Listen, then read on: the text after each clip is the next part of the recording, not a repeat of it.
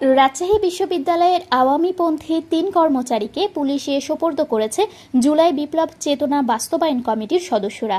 আজ বৃহস্পতিবার দুপুর ২:৩০টার দিকে বিশ্ববিদ্যালয় প্রক্টরের উপস্থিতিতে তারা মতিহার থানায় সোপর্দ করা হয়। অভিযুক্তরা হলেন বিশ্ববিদ্যালয়ের অর্থ ও হিসাব রক্ষক সহকারী পরিচালক মোহাম্মদ আবদুল্লাহ আল মাসুদ, পরীক্ষা নিয়ন্ত্রক দপ্তরের সেকশন অফিসার পঙ্কজ কুমার ও অর্থ ও হিসাব রক্ষক উপপরিচালক আমিনুল হক রাসেল। জানা গেছে, আজ দুপুর 12:30টার দিকে অফিস চলাকালীন জুলাই বিপ্লব চেতনা বাস্তবায়ন কমিটির সদস্য পরিচয়ে তাদের ধরে নিয়ে আসে। তারা অভিযোগ করেন, তারা জুলাই আন্দোলনে ছাত্র জনতার বিপক্ষে অবস্থান নিয়েছিল। পরবর্তীতে মতিহার থানার ওসি ও বিশ্ববিদ্যালয় প্রক্টরকে এ বিষয়ে অবগত করা হয়।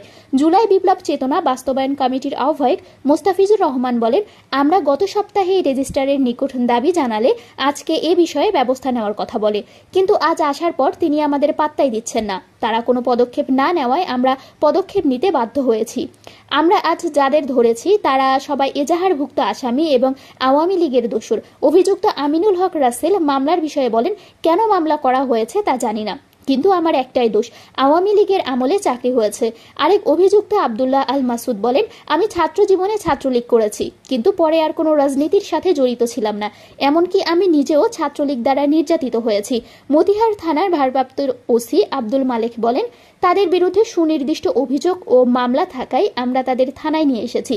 যেহেতু বোয়ালিয়া থানায় তাদের নামে মামলা রয়েছে, আমরা তাদের সেখানে প্রেরণ করব। বিশ্ববিদ্যালয়ের প্রক্টর অধ্যাপক মাহবুবুর রহমান বলেন, আজকের ঘটনাটি ভালোভাবে দেখার সুযোগ নেই। আমি জানতাম না তাদের অফিস ডেস্ক থেকে ধরে নিয়ে এসেছে। এরকম জানলে তাদের নিয়ে যেতে দিতাম না।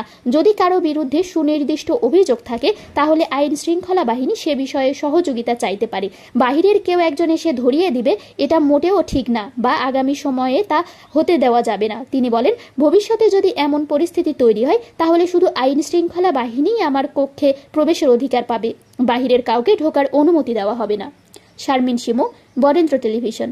প্রস্তাবনা দিয়ে গেছি যে আপনারা এই যে জুলাই বিপ্লবে যারা ছাত্র জনতার উপরে এবং নিরীহ মানুষের উপরে নির্বিচারে আক্রমণ করেছে, তাদের আমাদের জানেন যে 2 জন ভাই শহীদ হয়েছে, তো তারা এখনো প্রশাসনে আছে। আপনারা কি ব্যবস্থা নিয়েছেন? রেজিস্ট্রার সাহেব আমাদের উপযুক্ত কোনো জবাব দিতে পারেনি, সে আরো সময় চেয়েছে। আমরা এর পরিপ্রেক্ষিতে প্রশাসনে থাকা আজকে 3 জন ব্যক্তিকে রাজশাহী বিশ্ববিদ্যালয় প্রশাসনে এজাহারভুক্ত আসামি, বোয়ালিয়া থানার এজাহারভুক্ত আসামি হওয়ার পরেও তারা প্রশাসনে এখনো বহাল তবিয়তে ছিল, এরকম 3 জন ব্যক্তিকে আমরা আজকে প্রশাসনের কাছে, বিশ্ববিদ্যালয় প্রশাসনের মাধ্যমে মতিহার থানার কাছে সোপর্দ করেছি।